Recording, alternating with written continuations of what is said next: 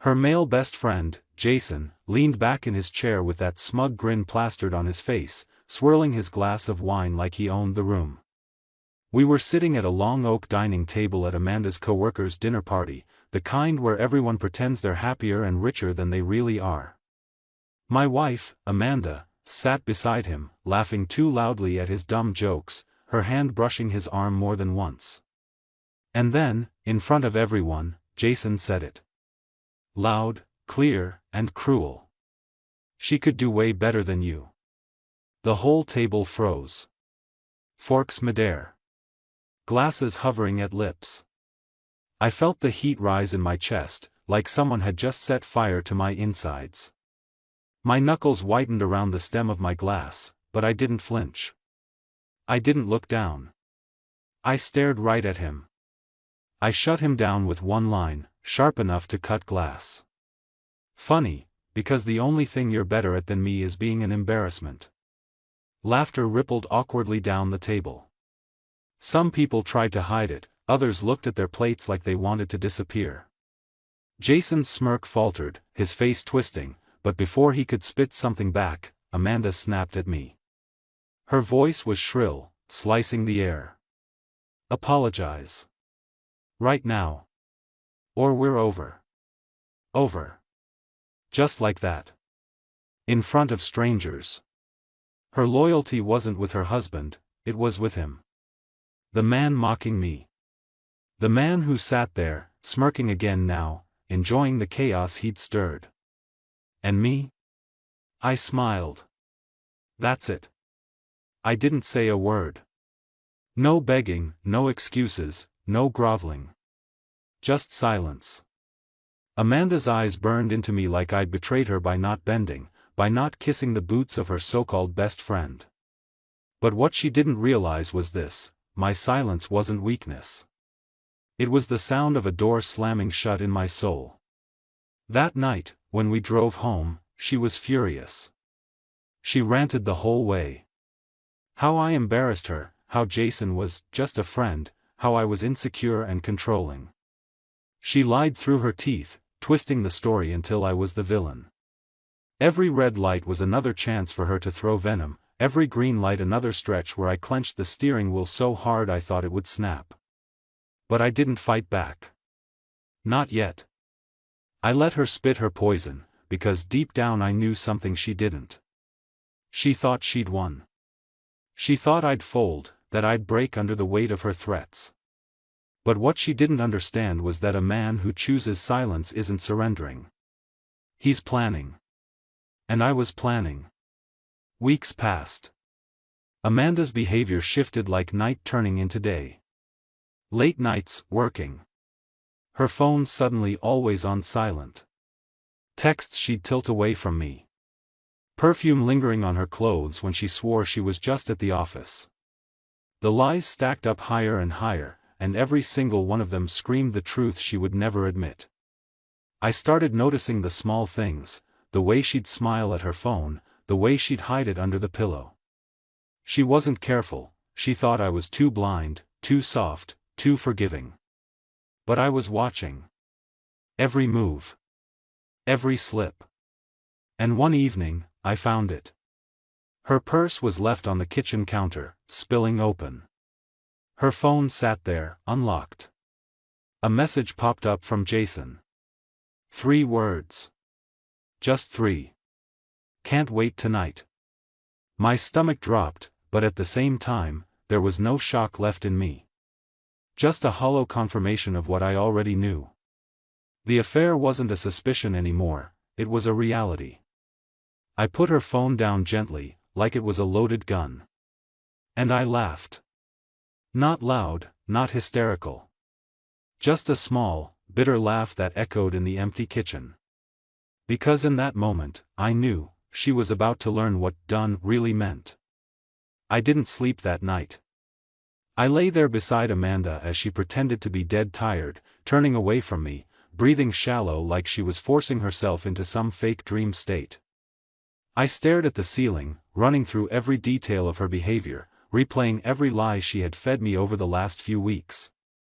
And the more I thought about it, the more I realized her betrayal wasn't just physical, it was in the way she'd thrown me under the bus in front of Jason, the way she defended him. The way she made me feel like I was the problem when deep down she was the one digging the knife in. The next evening she dressed up nicer than usual for overtime at the office. Tight dress. Heels. A little extra perfume. She thought I wouldn't notice, but I stood in the doorway watching her smear lipstick on, her hands trembling slightly. She couldn't even look me in the eye. "Don't wait up," she said casually, like she was rehearsing a line in a play. I nodded, kissed her cheek, and let her walk right into her own trap.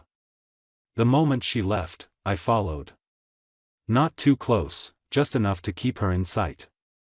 Her car wound through the city, not toward her office but across town, to a bar with tinted windows and loud music spilling onto the street. And there he was. Jason. Leaning against the door, grinning like he'd just won some sick prize. She ran into his arms like I didn't exist, like the vows we made were just background noise. I stayed in the car, heart hammering in my chest, anger and disbelief wrestling inside me. I watched them walk inside together, hand in hand, her head thrown back in laughter. The kind of laughter she hadn't given me in months. I could have stormed in, made a scene, torn the whole place apart, but I didn't. I wanted proof. Cold, undeniable proof. So I waited. 2 hours later, they stumbled out together, closer, Messier, his hand all over her waist as if she was his. They kissed in the parking lot, and for the first time, I felt my chest crack open. It wasn't anger anymore. It was grief. The kind that makes your stomach drop and your hands shake. I drove home ahead of them, sat in the living room with the lights off, waiting. When Amanda finally crept through the door, heels in her hand, I didn't say anything. She whispered a fake yawn, muttered something about late paperwork, and went straight upstairs. I could still taste Jason's smug words from that dinner, "She could do way better than you." And now I knew exactly what he meant. The lies only got bolder after that. She'd come home smelling like cologne that wasn't mine. She'd hide receipts from hotels, claim they were from team dinners. She thought I was too naive, too blind. And maybe that's what hurt most, she believed I was beneath her, stupid enough to buy whatever garbage she threw at me. One night I asked her, point blank, "Are you seeing him?" She didn't even blink.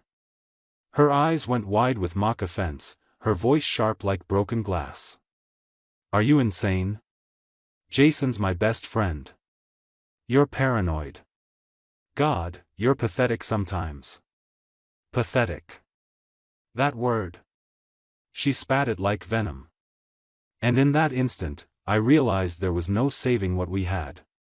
She wasn't my partner anymore, she was my enemy. I didn't argue. I didn't shout. I just looked at her, nodded slowly, and walked away. Inside, though, something snapped. She thought she could cheat, lie, humiliate me, and I'd still cling to her? No. Not anymore. Weeks later, when she finally came home from one of her late nights, she found a silence she didn't expect. My side of the closet was empty. My ring was gone from the nightstand. And on the kitchen counter, in the same spot where I'd once seen Jason's text, there was a single note in my handwriting. It read, "Now you'll see what done really means." Her scream filled the house. But I wasn't there to hear it. She called me 30 times that night. 30. I watched my phone light up again and again, her name flashing like a warning sign, and I let it ring every single time. I wasn't going to give her the satisfaction of hearing my voice. By the morning, she switched tactics. Long, rambling texts poured in, how sorry she was, how it wasn't what it looked like, how she just needed time to figure herself out. Lies stacked on lies, sugar-coated with desperation. I drove to my brother Daniel's place that day. He'd always been the blunt one in the family, the kind of guy who didn't dance around the truth. When I told him what had been happening, he didn't even look shocked. He just shook his head and said, "Man, we all saw the way she looked at him. You were the only one giving her the benefit of the doubt." That stung worse than I expected. It meant everyone else had known. While I'd been out here playing the fool. Amanda showed up at Daniel's later, pounding on the door like a madwoman. Her mascara streaked down her face, her hair a tangled mess, her voice breaking as she shouted my name. She was playing the victim now, begging to talk. I stood in the hallway, watching through the peephole as she screamed, "Please, just let me explain." Explain what?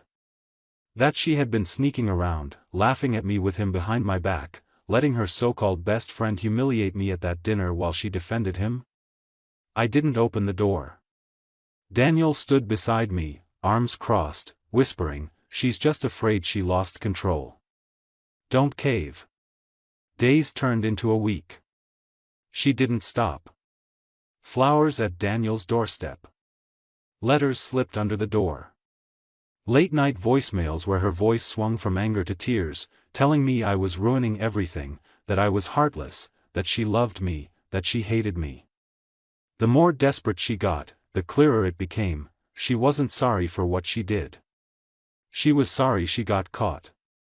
One night I went back to the house. Not for her, never again for her, but for myself. I needed to see the place that had turned into a stage for her performance. Walking into that kitchen, everything looked normal. Same table, same counters, same photo frames. But the air was poisoned. I couldn't even look at the couch without imagining her sitting there, grinning at texts from Jason while I was making us dinner. I went upstairs and found her asleep in our bed, curled up on my side. The sheets still smelled faintly of her perfume, but all I could think about was his cologne on her skin. I almost woke her up right then, almost dragged her out and demanded she tell me to my face why she'd chosen him over me. But I didn't. Instead, I opened the safe in our closet, pulled out the papers I'd prepared, and set them on the nightstand. Divorce. Final. Signed on my end. The next morning, she stormed into Daniel's again, shoving the papers at me like they were an insult. "You're not serious about this. You're just trying to scare me." I laughed in her face. A real laugh this time, deep and bitter. "Amanda, the only person scared here is you. You lost the game, and you don't even realize it." Her mask slipped then. The fake tears dried up, her face hardened, and the venom returned. "You'll regret this. Jason treats me like a queen. You were just comfortable. Safe. Replaceable." That word echoed in my chest like a gunshot. Replaceable. I didn't argue. I didn't plead. I just stood, walked past her, and left her holding those papers with trembling hands. For the first time in months, the weight lifted. She thought she had broken me. What she didn't understand was that she built something else instead. A man who knew his worth. A man who no longer cared if she walked out with Jason, because I had already shut the door behind her. And as I drove away, I knew this wasn't the end. She wasn't done trying to claw her way back into my life. But neither was I done showing her what it meant when a man finally says, "Enough." Amanda didn't take silence well. When she realized I wasn't budging, she turned vicious. One night I got a message from an unknown number. It was a photo of her and Jason together at some rooftop bar, his arm wrapped around her waist, her lips pressed against his cheek. The caption read, "This is what a real man looks like." For a second, the rage nearly swallowed me whole. My hands shook so badly I almost smashed my phone against the wall. But then I stopped myself. That's what she wanted, my reaction, my pain, proof that she still had power over me. Instead, I blocked the number and poured myself a drink. If she thought flaunting her betrayal would break me, she was more desperate than I imagined. 2 days later, she showed up at my job. My office, in the middle of the day. She barged past the receptionist, stormed into the conference room while I was sitting with my team. Everyone froze as she slammed her hand on the table and spat. "You're really going through with this? After everything we've built?" I leaned back in my chair, calm on the outside though my chest burned. "Everything we've built? Amanda, the only thing you've been building is a future with him. Don't drag me into your mess." Her face went crimson. She glanced around at my co-workers, realizing she'd just exposed herself, then hissed through her teeth, "You're going to regret humiliating me like this." That night, I got a call from Daniel. He told me Amanda had been blowing up our mom's phone, crying, spinning stories about how I was abandoning her, how I'd lost it. Classic Amanda, turning herself into the victim, rewriting the script to make me the villain. For years I'd let her twist reality, but this time I didn't explain. I just told my family the truth. She cheated, she lied, she crossed a line that couldn't be uncrossed. Silence followed, then slow nods of understanding. Finally, the truth was on my side. Meanwhile, Jason decided to crawl out of his hole. He cornered me outside the gym one night, smirk plastered on his face, acting like he'd already won. "You should have known she'd end up with me. We both know she was wasting her time with you." I stared at him for a long moment, weighing my options. Every muscle in my body screamed to knock that smirk clean off. But I remembered the dinner table. His words. Her defense. Her threats. And I realized something: he was nothing more than a prop in her play. A pawn. And pawns weren't worth breaking my hands over. So I smiled. Just like I had that night at dinner. And walked away.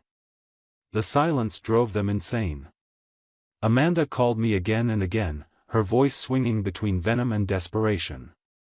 Some nights she'd scream, "You'll never find anyone better." Other nights she'd whisper through tears, "Please, just come home."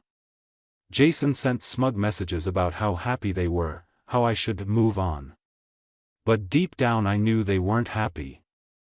They were clinging to each other, fueled by nothing but spite. One night, Amanda showed up drunk at Daniel's again. She sat on the steps outside, mascara smeared, hair a mess, crying into her hands. "He doesn't love me like I thought," she sobbed when I finally stepped outside. "He's not you. He doesn't care." I stood there, watching the woman who had once been my entire world unravel into pieces. Part of me almost felt pity, almost. But then I remembered the cologne on her skin, the texts, the rooftop photo, her shrill demand for me to apologize at that dinner. And the pity vanished. "You made your choice, Amanda," I said quietly. "And so did I." Her head snapped up, eyes blazing. "You think you're better than me?" she spat. "You're nothing without me." I didn't answer. I just walked back inside, locked the door, and left her sobbing on the steps. That was the night I realized I was finally free. Weeks passed, and the silence between us turned into something permanent. Amanda tried everything: threats, tears, fake apologies, even parading Jason around town like some prize. But the cracks showed quickly. Friends who once tolerated their little act stopped inviting them out. Jason wasn't the charming, best friend, in the shadows anymore. He was the guy who stole another man's wife, and people treated him like it. Amanda hated that. One afternoon, I got an envelope in the mail. Inside were receipts, hotel bookings, dinners, even jewelry, all charged to our joint account. She had the nerve to use my money for him. My lawyer didn't even flinch. "This just makes the divorce easier," he said, sliding the papers back toward me. "Judges don't like when one party plays games." That night, Amanda showed up at Daniel's again, this time not crying but furious. She shoved the envelope at me and screamed, "You're spying on me. You're trying to ruin me." Her voice cracked, but her rage carried. Neighbors peeked through curtains as she ranted on the porch, calling me every name she could spit out. I stood there, calm, watching her unravel in public. Finally, I said, "Amanda, you ruined yourself. All I did was stop cleaning up after you."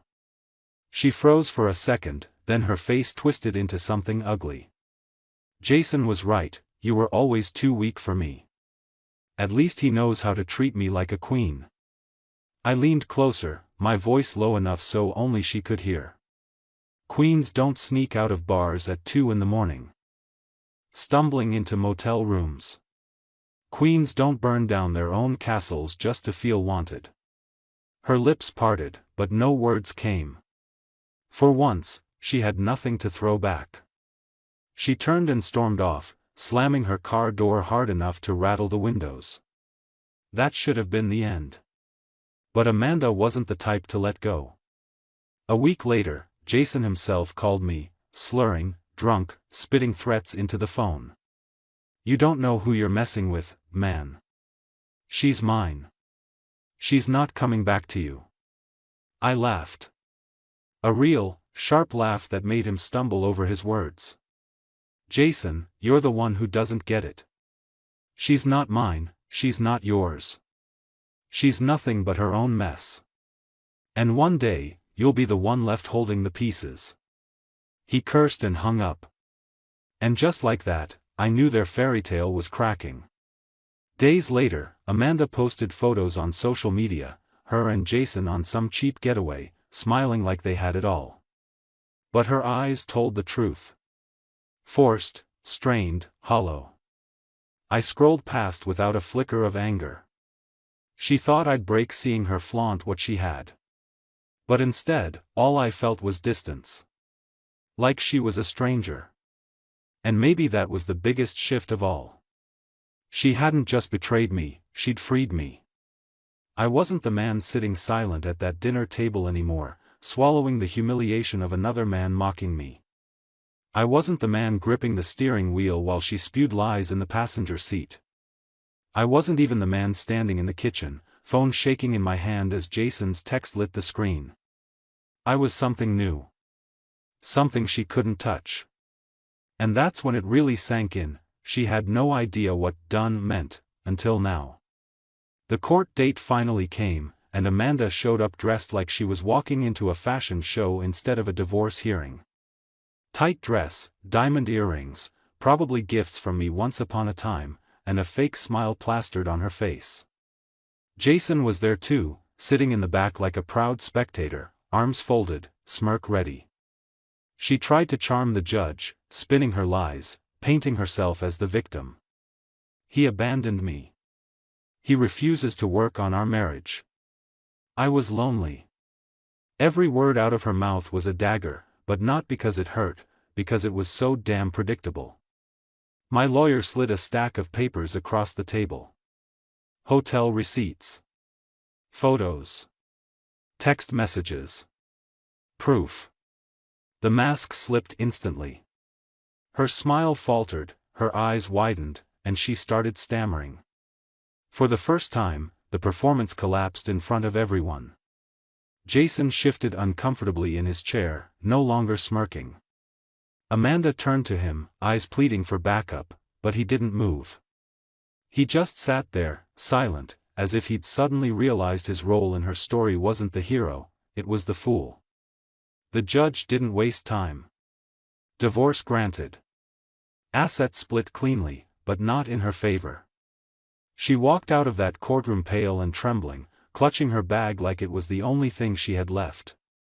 Jason didn't even wait for her, he slipped out the side door, leaving her standing there alone. I should have felt triumphant, but what I really felt was lighter. Free. Like I'd been carrying a mountain on my back and finally dropped it. That night, Amanda showed up one last time. She was shaking, her voice raw, mascara streaked again. "You don't understand, I didn't mean for it to go this far. Jason doesn't care about me, not really. Please, just give me another chance." Her words washed over me like static. I thought about every lie, every insult, every betrayal. I thought about her siding with him at that dinner, demanding I apologize while he mocked me. And I realized she wasn't begging for me, she was begging for control. "You finally got what you wanted, Amanda," I said quietly. You're free of me. And I'm free of you. Her face twisted, the tears instantly drying, replaced by that venomous glare I knew too well. You'll regret this, she hissed. No one will ever love you like I did. I opened the door wide, gestured outside. Exactly. And thank God for that. She stood frozen for a moment, then stormed out into the night. The sound of her heels faded down the driveway, swallowed by the dark. I closed the door behind her, leaned against it, and exhaled. For the first time in years, the house was silent, truly silent. No lies, no screaming, no venom. Just peace. And as I stood there in the quiet, I realized something. She thought betrayal had broken me, but all it had done was sharpen me. She thought she'd left me shattered, but instead, she had carved out a man who would never again mistake manipulation for love. Amanda was gone. Jason was irrelevant. And me? I was still standing. Stronger. Smarter. Untouchable. That was the real ending she never saw coming. Months passed, and the dust finally settled. Papers signed, house sold, accounts split.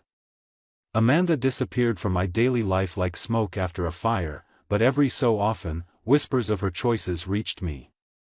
Jason hadn't lasted long. Without the thrill of sneaking around, without the drama of stolen nights, they crumbled fast. Friends said they fought constantly: money, trust, jealousy.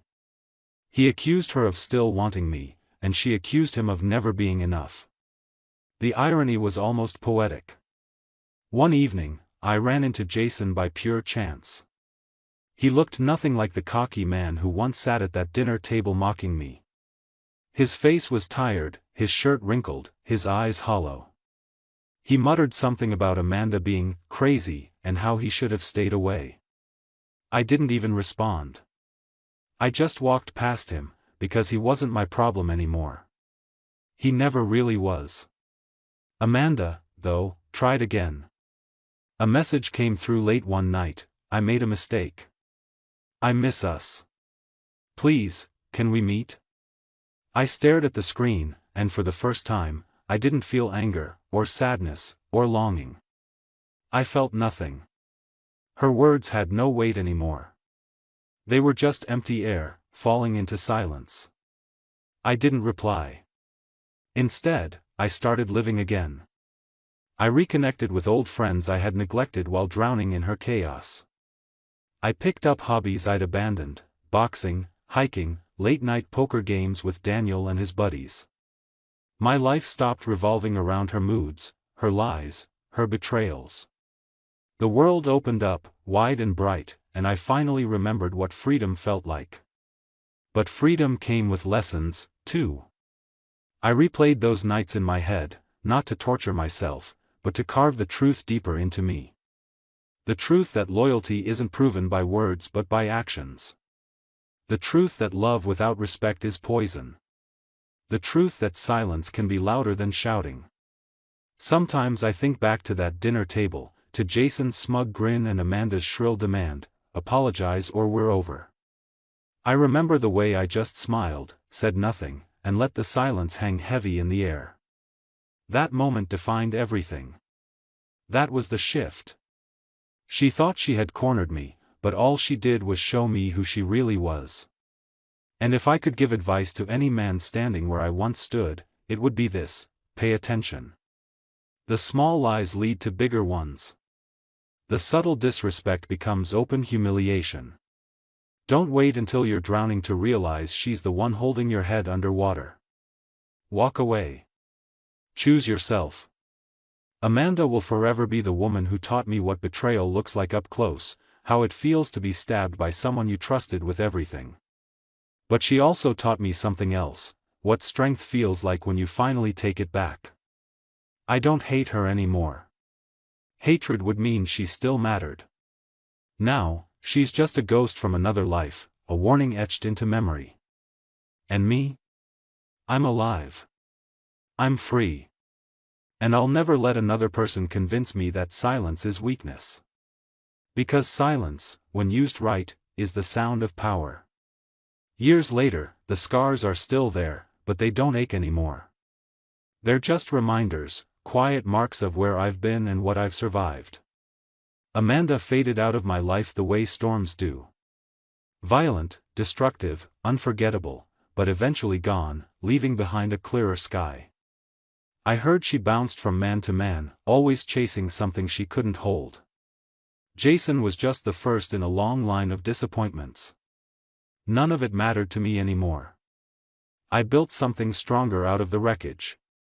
A new home, a new circle of people who actually respected me, a new version of myself that wasn't afraid to walk away from poison. And for the first time in years, I didn't wake up with anger sitting heavy in my chest. I woke up light. Free. Sometimes people ask if I'd ever take Amanda back if she changed. The answer comes faster than breath, no. Because change isn't in her nature. And even if it were, some lines, once crossed, can't ever be erased. Forgiveness doesn't mean forgetting, and I'll never forget the night she demanded I apologize while her so-called best friend mocked me. That was the night I saw her for who she truly was. That was the night I started planning my escape. Looking back, I don't regret the pain. Without it, I would still be stuck in that illusion, still making excuses for someone who thrived on disrespect. Betrayal burned me, but it also carved me into a man who refuses to settle for less than loyalty, honesty, and respect. If I had to give one piece of advice to anyone in my shoes, it's this: don't wait for her to admit the truth. She won't. Don't wait for her to change. She can't. Don't waste your life fighting for someone who treats you like you're replaceable. Walk away, even if it breaks you in the moment. Because on the other side of that pain, you'll find yourself again.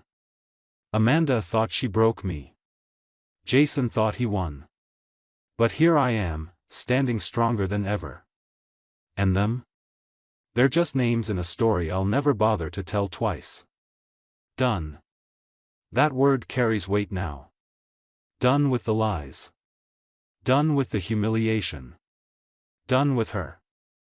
And the silence I chose that night, the one she mistook for weakness, turned out to be the loudest answer I could have ever given.